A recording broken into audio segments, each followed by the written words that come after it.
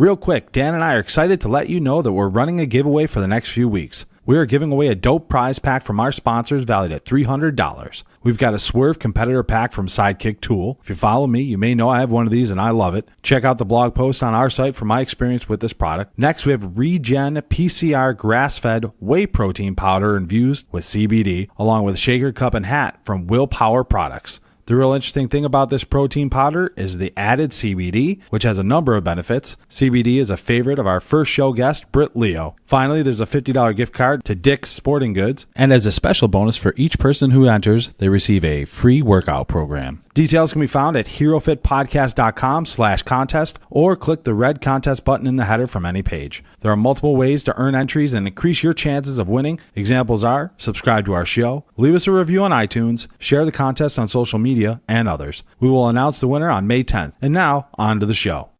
I ask a question in our course, and I ask it to all of our attendees because I know what the answer is going to be. But I'll ask you guys, do you feel pretty confident that you can move your couch and not get hurt? I do, yeah. Yeah. By myself? Yeah, I think you had somebody, right? I think at this point, but there was a time in my life when I was afraid of that. Right. So you're probably as strong as you need to be for life, right? Like for living my life, if I'm moving couches or refrigerators, I feel good about it, yeah. Like, so the largest stress that you actually throw on yourself is the stress that you actually choose to put on yourself in the gym. Yep. And so do either of you compete? Do you have a Nope. deadline for how strong you need to be by a certain deadline, right? Not at all. Then what's the rush, right? Mm-hmm. What's the rush to hit that number today? What's the rush to hit it next week? There's no deadline to this. You're already as strong as you need to be for life. You're doing this for fun and for performance now. So if you don't have some competition that you're working towards, there's no rush. Take the day of rest when you need it. Take the lighter day when you need it. It will be there for you in the end. It just trend in the right direction. Podcasting from somewhere with protein shakes and no yearly membership fees. This is the HeroFit Podcast, the show that talks about the ins and outs of fitness, nutrition, and anything else that might get you feeling like a hero. Ladies and gentlemen, please welcome your hosts, Nick Stutzman and Dan Weber. Hello, and thank you for tuning into the HeroFit Podcast, where we love to talk fitness, nutrition, and ways you can level up your health and wellness. I am Dan Weber with my co-host Nick Stutzman, and today we're joined by Dr. Jacob Harden. He is a doctor of chiropractic medicine, as well as a movement and mobility specialist from Orlando, Florida. Dr. Harden is also the creator of Prehab 101, a seminar series which helps demystify the pain relief and rehab process by focusing on the fundamentals of proper movement. He works with everyone from elderly office workers to professional athletes to restore their full function and mobility. Today we're going to talk about his background, philosophies, and uncover some ways that you can improve your performance. Jacob, welcome to the show. Hey, thanks for having me, guys. Yes, thank you for coming on. So you're from Orlando, and you're here at WeWork in Toronto with us. Tell us why you're here. So I have my practice in Orlando, Florida, and up here in Toronto to teach Prehab 101, which is the seminar series, and we have a course this weekend. So just got in here, and my little Florida blood is trying to survive the cold. And this is warm for us right now. Yeah, we're barely wearing winter gear. Yeah, with 40 degrees, it's spring. Nothing. And so let's start out by talking about what was your path to becoming a chiropractor and mobility specialist? I got my bachelor's degree from the University of Texas, so originally from Texas, and then went to Palmer College of Chiropractic in Florida, and that's kind of how I ended up there. It's where I met Monica, my wife, and got my doctorate there. We then opened up practice right out of school, and I had always been into athletics. I had played baseball and tennis and powerlifting, competed in that. So that side of things was just always there for me. So I always knew I wanted to stay in that kind of active athletic kind of realm. And so the practice that we built was mostly geared around treating sports injuries and active populations. So the whole philosophy of everything I've had has kind of been built upon who I am, really. And it's just kind of grown off of that. And so then you came up with this seminar series, we'll call it, called Prehab 101. I'm sure it's more than just that. Or maybe it will be in the future, but yeah, maybe. So talk about how and why you created that. Well, so the word prehab comes from the term prehabilitation. Mm-hmm. So people would go, or preoperative rehabilitation is really what it comes from. So before people were going to have surgery, they would go into PT or physio, and they would basically try and increase the capacity of whatever area they were about to have operated on, so that the better you were going into surgery, usually the better you were coming out. Over the last few years, maybe 5 years or so, it's kind of taken on this injury prevention term. Like it's kind of had that. Right, that's what meaning. I thought it was. Yeah, so that's how most people kind of know it now. I mean, and I use the term injury risk reduction just because we don't prevent too many things. But I try and blend, I take what it originally was, and I've kind of applied it into this modern context, which is really the way that we reduce our risk of injury is get a lot stronger and try and increase the capacity of our bodies as high as we possibly can or as we need to. So that is where we kind of brought together the term prehab from, and then prehab 101 just being that I wanted people to focus more on some basic strategies they could do, which is moving away from a lot of the fancy stuff that you might see out on social media, and more so realizing that it's your training program, it's getting enough sleep, it's nutrition, it's all the stuff that you know you should be doing, but putting it under that context of, oh, I'm doing this because I really am trying to stay healthy long term. Keeping it simple and effective for people. Exactly. It's not as, we need it to be effective, right? And so it's interesting that you talked about building up strength in order to prevent injuries or not prevent, but reduce the chance of injury. I think that's definitely missing from, I guess you'd call it the chiropractic physical therapist realm. I don't hear a lot of, I've been to PT, for example. I've been to chiropractic treatment. You don't hear a lot of, oh, well, you should get stronger. You should work on these compound lifts to get stronger. It's for sure. Yeah. It's the healthcare world is kind of, we don't get a lot of education on that side of things. And that's become a big part of what we teach on the first day of our course is helping the healthcare practitioner understand that there's a certain amount of intensity that you're going to have to load with if you want to get stronger. Mm-hmm. There's a certain prerequisite amount of work you have to do if you want to build muscle. And, we were telling people that their glutes are weak and that's why their low back hurts. But then we're loading them up with some weight they could do for 50 reps and we're prescribing them to do 10. You're not making them stronger, right? You're not really making them stronger. So we, either need to change the narrative about why we're telling them they need to do this exercise, and that does need to happen. But two, if you're going to actually try and tell somebody they need to get stronger, well, you need to do that, right? You need to actually do that. And that's where training actually comes in. So training and rehab they're the same thing. There's, slightly different focus. One, you're managing symptoms. One, you're not. One, it's more about fatigue levels and, recovering day to day, versus the other, it's making sure that you don't flare your symptoms up day to day. And there seems to be a real thirst for this knowledge in the healthcare world. I mean, your seminar has been pretty popular. You've been gaining a big following. I heard about you from an OT who wanted to incorporate your principles into her work.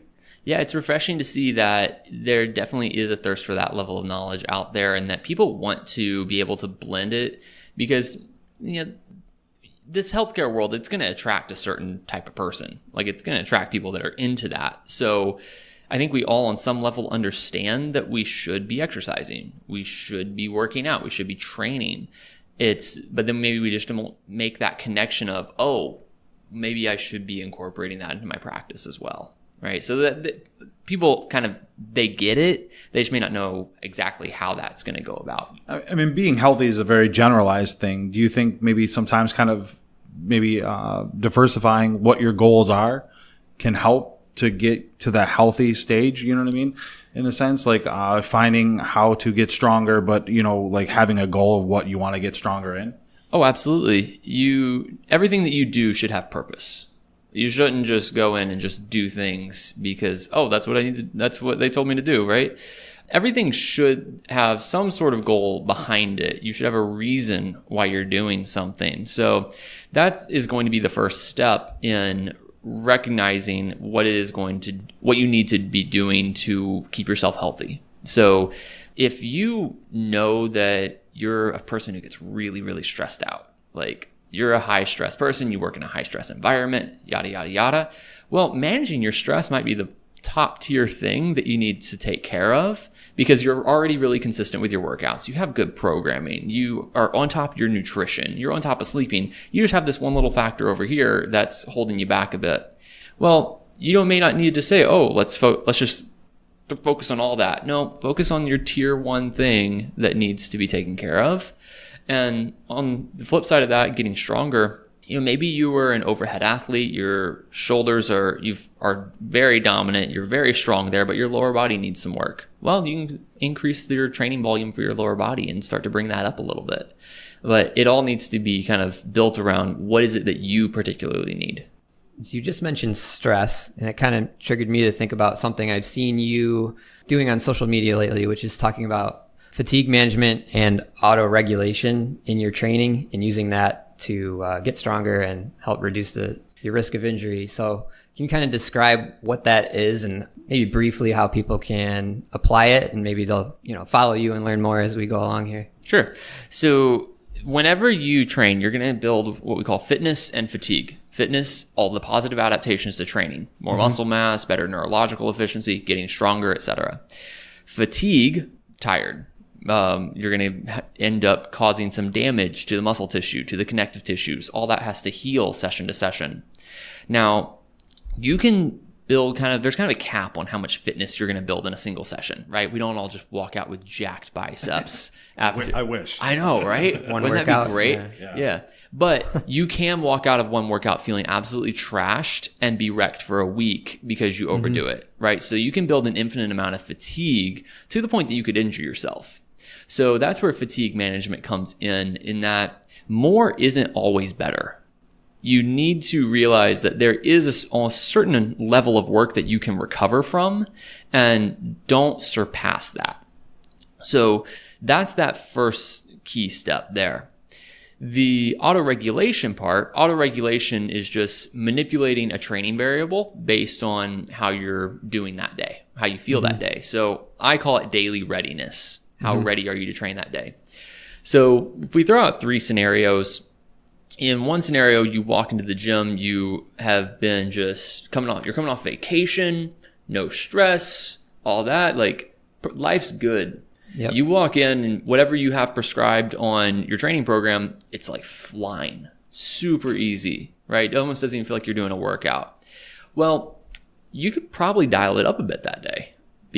And if you don't, you're probably leaving some fitness on the table, right? Because you need to push yourself hard enough to actually get that adaptation. Yeah. Second one is, well, what if you're on the opposite end of that spectrum? You're an accountant and it's tax time, and you, like our accountant just yesterday was telling us how she's worked 80-hour weeks for 10 weeks straight, and she's just totally run into a hole right now. And so is that the time that you go into that training program and you try and you say, oh, like I see this number on here and just thinking about it fatigues me, right? Like I just don't even want to do that. But then do you just have to do it, or should you dial it back that day? So just that in and of itself is auto-regulation, just kind of having that awareness. Third scenario being like, average day, everything kind of just goes as planned, which happens but doesn't always happen, right? So a good tool that you can use to help with that is something that we call the rating of perceived exertion, or RPE scale. And it's basically just what we've all done at some point. Like you finish a set and you're like, yeah, I think I had 2 left in the tank, right? But you can actually measure that. So an RPE 10 would be like a maximum effort. A 9 would be 1 rep in the tank, 8, 2 reps in the tank, so on and so forth. And the lower you make that number, the less fatigue you're going to build in that training session. Okay. The higher you take that number, the more fatigue you're going to build. So if every session is 9 out of 10, 10 out of 10 over and over and over again, how sustainable is that? Right? Yeah, probably not very. For the average person with a, 40, 50 hour a week desk job, not very sustainable. Right. So what we see that is that whenever people start taking those RPEs down to 7s and 8s for the majority of their training sessions, so leaving 2 to 3 reps in the tank on most of their sets, then they're able to accumulate more training volume. Yes. They're able to do more work, get better results, and feel less beat up doing it as well. So it's a moving kind of away from this train to failure all the time mindset and say, let's get more quality work put in and maybe walk out of the gym knowing you could have done a little bit more, but realizing that it's not about the one session. It's about the 3 months of work, the 6 months of work, the 10 years of work, and where you're going to get over that long term. It allows you to stay consistent, get more training cycles in the same amount of time, not get burned out. Yeah, exactly. And I like the way you talked about the autoregulation being the rate of perceived exertion, because I've heard of people trying to use like heart rate variability, and that can be complicated for the average person as well if they don't have a trainer or somebody helping them with that. Right. A very easy way, and this is the way I do it, is you have that first set that you're going to be doing for the day. And, we all kind of ramp up to that first work weight. No one jumps from empty bar to 300 pounds, right? So if you get within 10% of that, and let's say that we're going to be doing 300 pounds for 5 reps. So get within 10% of that. So you're at 270, and then you do that for 5 reps. Well, how did that feel? Well, if you're looking to leave 2 to 3 reps in the tank, and that's 2 reps left in the tank, adding 30 pounds to that probably isn't going to help too many things, right? You're probably at the prescribed training stress for the day. And that's the thing I want most people to be thinking about, is that unless you're in a competition, that number on that bar doesn't mean anything. You are there to apply a certain level of a stressor to induce an adaptation to your body. Over time, that weight, that number will go up. It will. It always happens. That's how adaptation works. But you don't need to be married to hitting a number every day, because that's a good way to induce more fatigue than you want and end up overloading your body very quickly. Yeah, that's something that I know for myself personally that I struggle with, is just, well, I want to come in and do 5 sets of 5, specifically say deadlift, and then work my way up, and then I'm like, oh, that first set I barely got 5, and not now it's kind of figuring out, all right, well, yeah, you don't have to do 5 every time. You can work your way around and change it up, and like you said, it's even thinking about how's my day gone, seeing kind of how that is, because it's definitely something different. I just was like, oh, I just go to the gym, do this and this, but now that I'm being more immersed to this, idea that you don't have to kill yourself every time, it's definitely eye-opening. Yeah. So if we look at the way most people get hurt, and let's move away from the acute injuries, no one's barreling into you and tearing your ACL. We're talking gym injuries, what we call the classic overuse injuries, right? They typically are going to happen in 2 ways. You either did way too much too soon, so you just jumped in, maybe changed your training program and went from 2 days a week to 3 days a week and just literally added an extra day of all that volume, right? You didn't ease into anything, and then you end up getting some sort of ache or pain. Well, too much too soon. If the other way that you can have that happen, though, is too hard for too long. So an under recovery issue, so that you are pushing at those 9 out of 10s consistently. And that is sustainable for a little while, but not forever.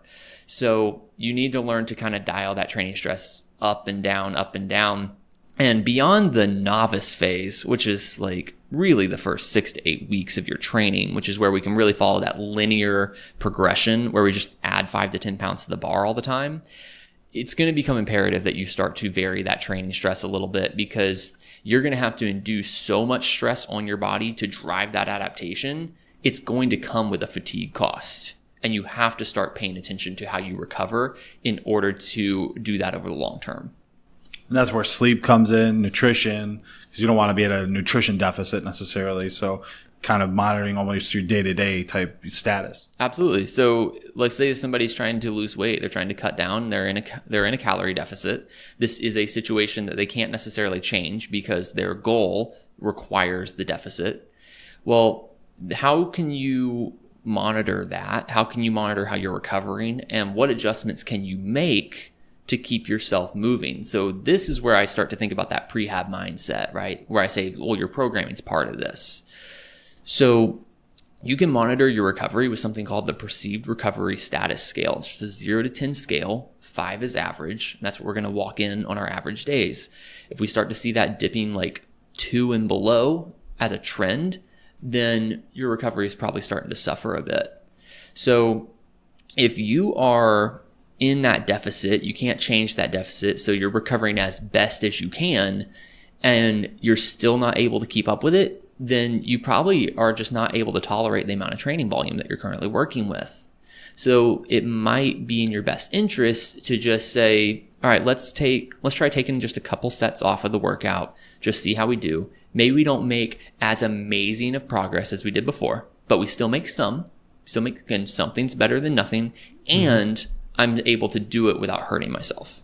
Yeah, some progress is better than either no progress or reverse, progress. I ask a question in our course, and I ask it to all of our attendees because I know what the answer is going to be. But I'll ask you guys, do you feel pretty confident that you can move your couch and not get hurt? I do, yeah. Yeah. By myself? Yeah, I think you had somebody, right? I think at this point, but there was a time in my life when I was afraid of that. Right. So you're probably as strong as you need to be for life, right?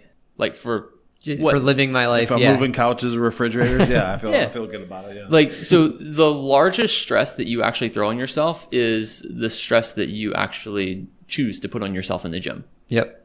And so do either of you compete? Do you have a Nope. deadline for how strong you need to be by a certain deadline, right? Not at all. Then what's the rush? Right? Mm-hmm. What's the rush to hit that number today?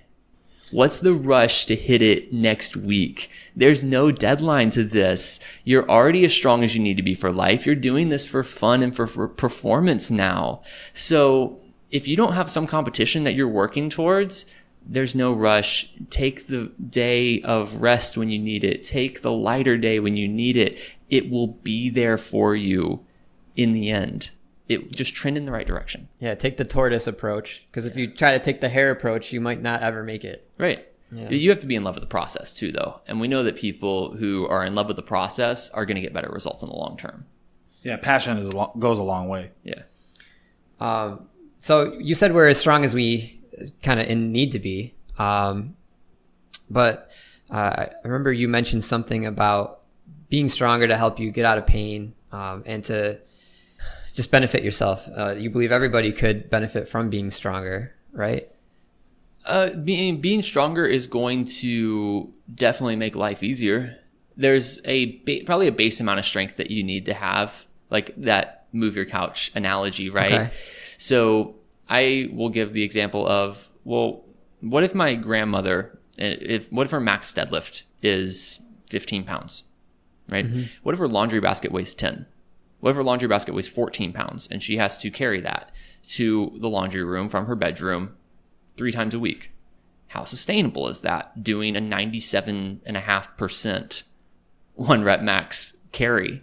Not very. 3 times a week, right? So there's probably a base amount of strength that we need to have. So if you could take her deadlift 1 rep max from 15 to 30, which isn't going to take much, right? Mm-hmm. You could now take that laundry basket and it's now 50% of her 1 rep max. Hell of a lot more sustainable.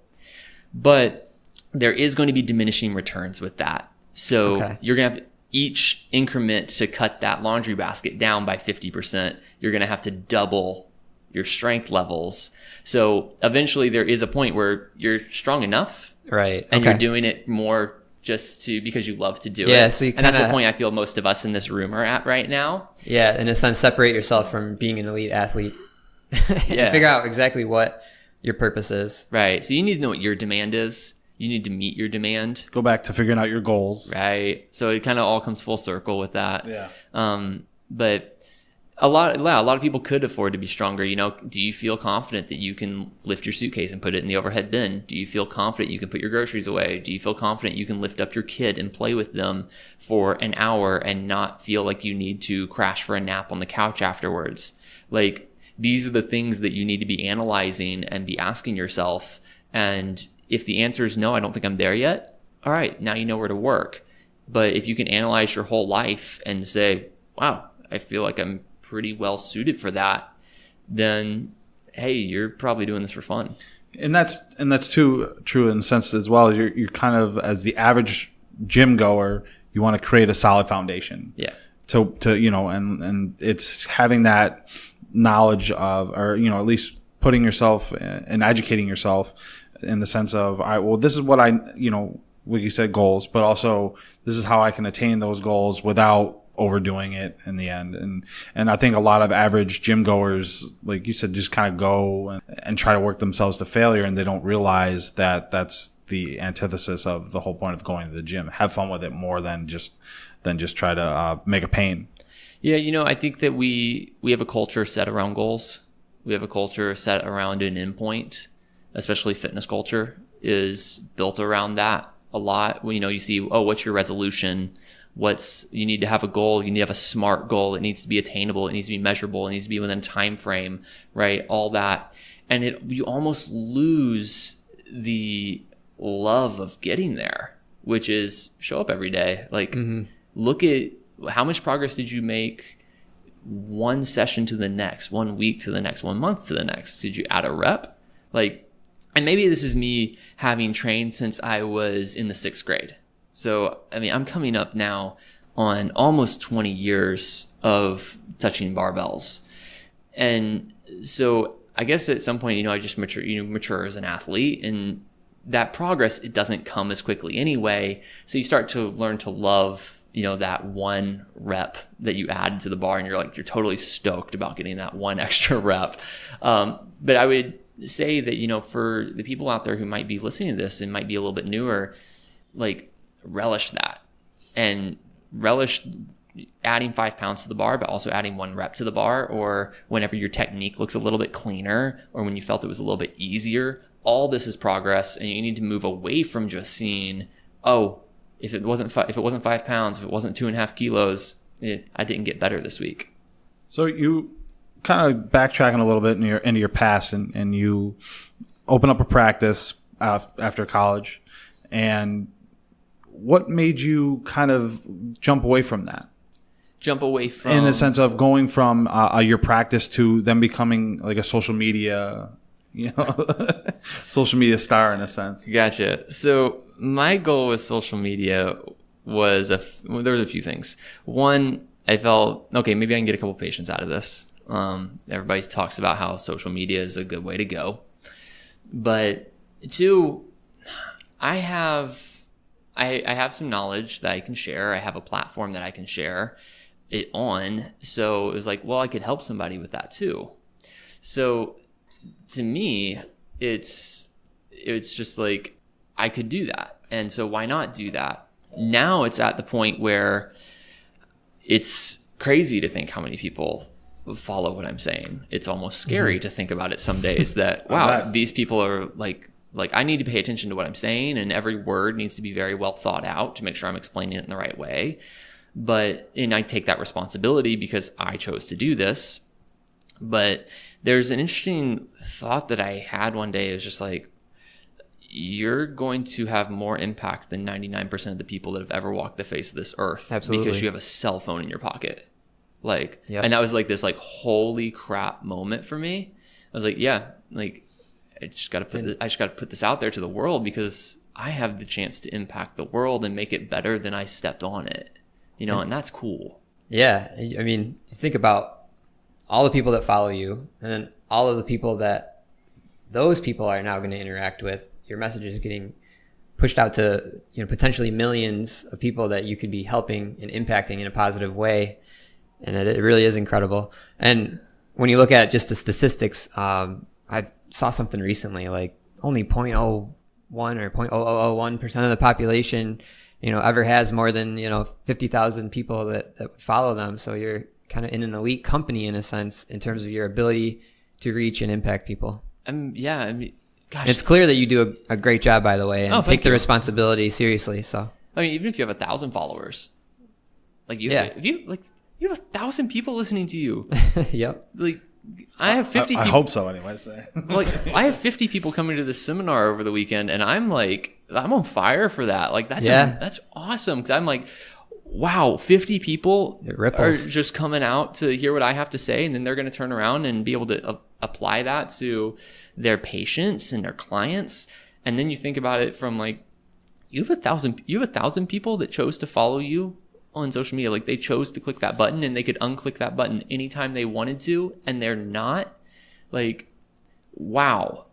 And then, where I'm at 550,000 something, I'm just like, it's mind blowing. I don't even understand it. It's crazy. Astronomical. But I mean, you earned it. So, I mean, you got to have a pride with that as well, right? Oh, absolutely. And then you're gonna go and impact some people in a little bit here. So we're gonna have to wrap this up, Okay. Because you got a talk that you're giving tonight. Yeah, again, we're going to do a talk with some physios and chiros and do the networking thing and talk some more stuff on exercise and all that. Yeah, you want to talk about your next stops as well? So tonight you're in Toronto? Yeah, so we're in Toronto this weekend. I'm going to be in Vancouver at the end of this month, then off to London at the beginning of May, and then we'll be in New York City in July. Sounds good. All right, so we'll wrap this up with some shotgun questions, and then we'll get you on your way. And I think you've heard them already, but we're going to give it to you anyways. All right. First one, favorite cheat meal? I don't necessarily do cheat meals too often, but I do really enjoy a good pizza. Oh, another vote for pizza. Yes. It's that high calorie meal, What kind of pizza? I'm plain pepperoni guy. All right, I respect that. All right. Favorite exercise movement? Squat.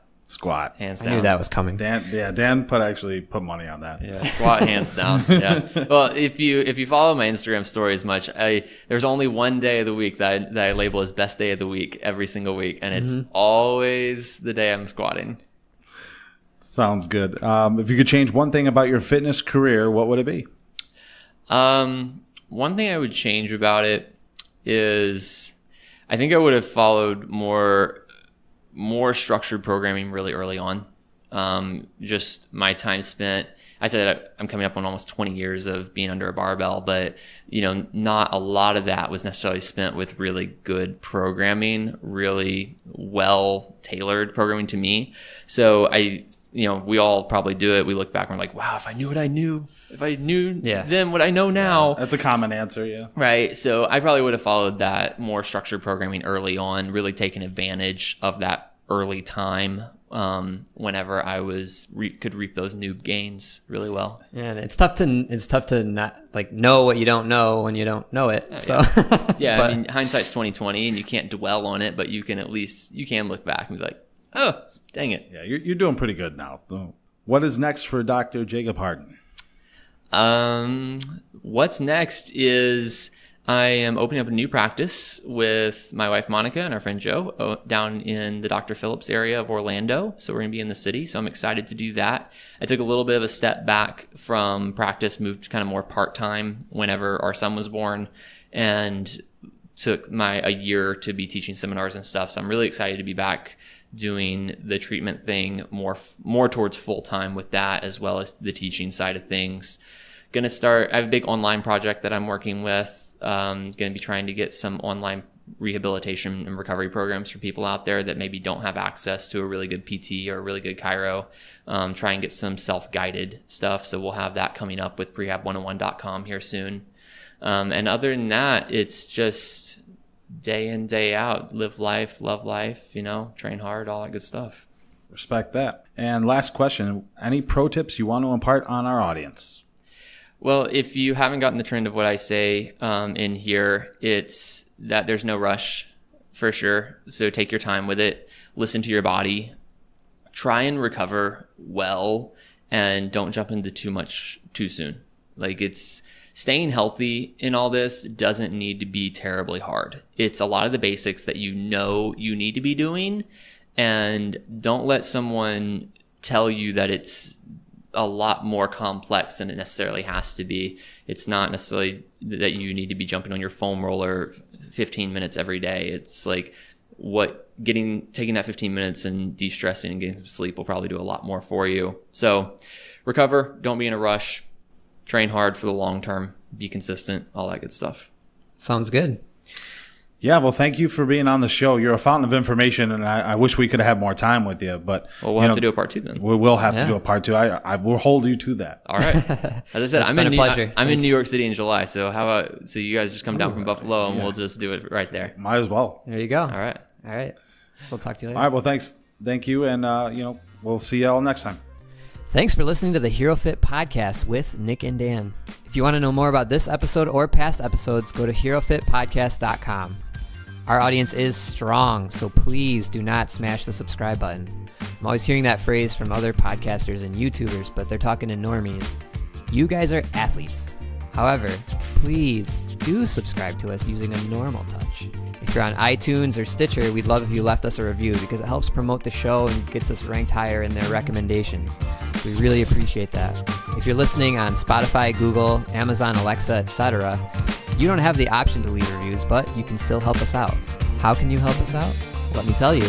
You could print out flyers and post them on the walls at cafes or leave them on the counter at businesses like those Shen Yun people do. If you think someone you know would benefit from this episode, we'd love if you shared it with them. You could also use it to redirect the weirdos in your life that you're unable to avoid. Send a link to that random coworker Larry who's always talking to you about the weather so that maybe, just maybe, he can be more interesting the next time he catches you in the office break room or, God forbid, the elevator. Hit us up on social media until the next episode, which of course drops every Tuesday. Thank you.